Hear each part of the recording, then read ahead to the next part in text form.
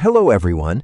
In this video, I'll guide you through delegating responsibilities by assigning tasks to specific contributors directly within your GitHub repositories. Managing a team requires clear accountability, and GitHub makes this incredibly simple through its integrated issue tracker and pull request system.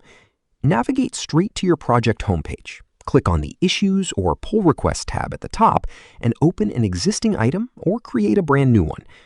Look over to the right-hand sidebar configuration panel and locate the Assignees section, which features a small gear icon right beside it.